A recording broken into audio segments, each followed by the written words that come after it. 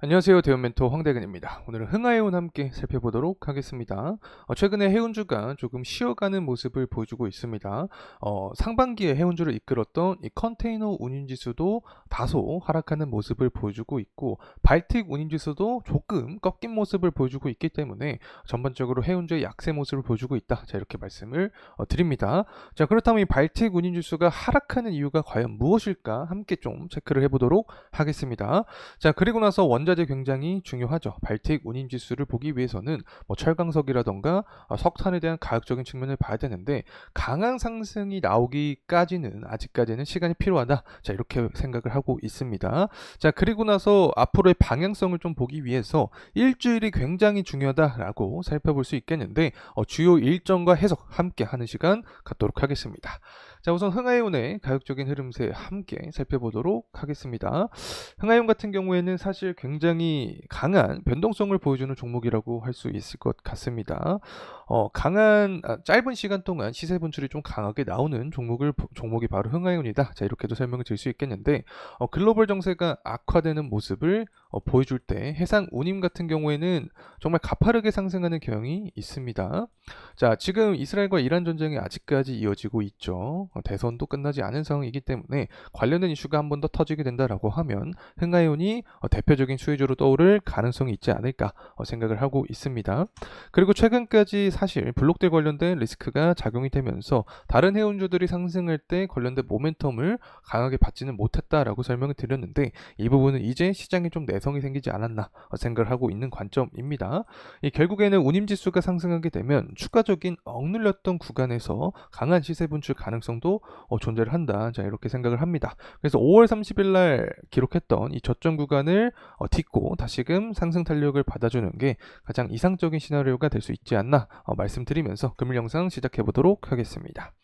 자, 우선 발틱 운임지수 살펴봐야겠죠. 제가 강조했던 기간이 4월달이었던 것 같습니다. 4월달에 계속해서 저점을 높여주면서 상승을 유지를 해주고 있는 관점이다. 자, 이렇게 말씀을 드릴 수 있겠습니다. 아직까지는 추세가 꺾이지 않았다. 이렇게 설명을 드릴 수 있겠고, 최근 들어서 한 3거래일 동안 다소 부진한 모습을 보여주고 있긴 합니다. 전반적으로 발틱 운임지수가 상승하기 위해서는 철강석 가격이라던가 중국의 지표 자체가 계속해서 좋은 흐름세를 보여줘야 되는데, 최근 들어서 강한 상승에 대한 모습은 보여주지 못했기 때문에 발틱 운임지수도 좀 지지부진한 모습을 보여주고 있지 않나 생각을 하고 있습니다. 때문에 남은 일주일이 굉장히 중요한 상황이다 라는 말씀을 좀 드리고 싶습니다. 아직까지 추세가 꺾이지 않은 상황이기 때문에 5월달에 기록했던 구간, 그리고 3월달에 기록했던 2400포인트 이상까지 발틱 운임지수가 올라와 준다라고 하면 상반기에는 컨테이너 운임지수, 하반기에는 발틱 운임지수가 해운주를 지배할 수 있는 환경이 될 수 있지 않나 생각을 합니다. 자, 그리고 넘어가서 철광석 가격 함께 살펴보도록 하겠습니다. 철광석 가격 같은 경우에는 조금 상승을 해주고 있는 모습을 보여주고 있긴 합니다. 하지만 아직까지 상승에 대한 어떤 모멘텀이 부족한 상황이다. 자, 이렇게 말씀을 드릴 수 있겠는데, 중요한 관점이 바로 120불 정도라고 설명을 드렸던 기억이 납니다. 5월달에 형성이 되었었죠. 그래서 이러한 철광석 가격이 다시 한번 형성이 된다라고 하면 우리는 어떤 부분 생각할 수 있냐? 물동량 증가한다. 그리고 운임비가 상승한다. 자, 이러한 관점에서 해운주도 강세에 대한 모습을 보여줄 수 있다라는 점 말씀을 드립니다.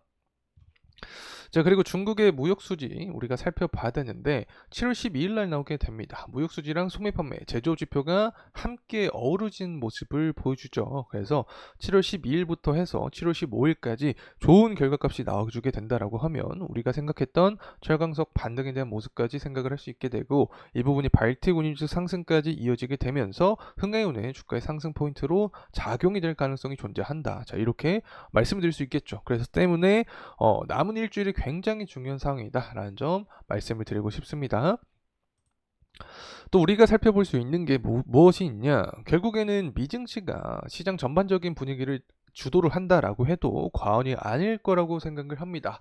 CPI 지표랑 PPI 지표를 살펴볼 필요가 있는데, 7월 11일 그리고 7월 12일 CPI 지표, PPI 지표가 모두 나오게 되죠. 이 부분이 둔화된 모습을 보여주게 된다라고 하면 금리 인하 기대감이 커질 수 있습니다. 그럼 유동성이 원자재 시장에도 들어온다라고 말씀을 드렸었죠. 대표적으로 흥하해운 같은 경우 철광석 가격과 엮여 있다라고 설명을 드렸기 때문에 원자재 시장의 철광석 가격에도 유동성이 들어 들어오게 된다라고 하면 강한 어떤 상승 흐름까지 이어질 가능성이 있다. 그래서 120불 정도를 다시 한번 5월 때처럼 고가를 형성을 해준다라고 하면 해운주에 대한 시장의 관심이 2차적으로 들어올 가능성이 있지 않나 생각을 합니다.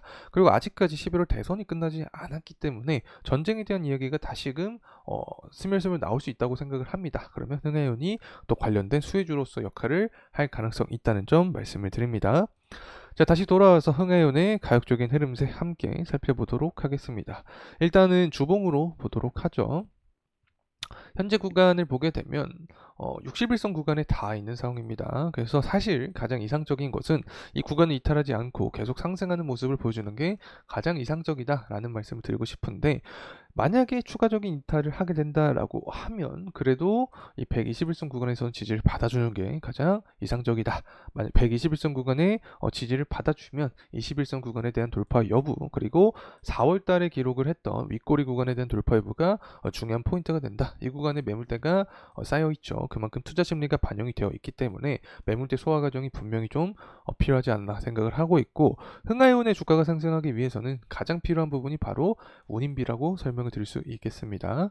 운임비에 대한 강세의 모습을 보여주게 되면 흥하해운의 주가가 상승할 수 있다. 운임비 같은 경우는 전쟁에 대한 이슈, 그리고 경기 회복세, 이 두 가지 측면으로 상승할 수 있는데, 전쟁 같은 경우에는 아직 대선을 앞두고 있기 때문에 계속해서 발생할 가능성이 있다, 이렇게 생각을 하고 있고, 경기적인 부분은 중국을 살펴봐야 된다. 그래서 다가오는 일주일 중국의 무역 수지부터 소매 판매까지 살펴봐야 되고, 이 결과값이 잘 나오게 되면 철강소 가격 상승, 물동량 증가, 운임비 상승까지 이어질 가능성이 있다. 자, 이렇게 말씀을 드립니다.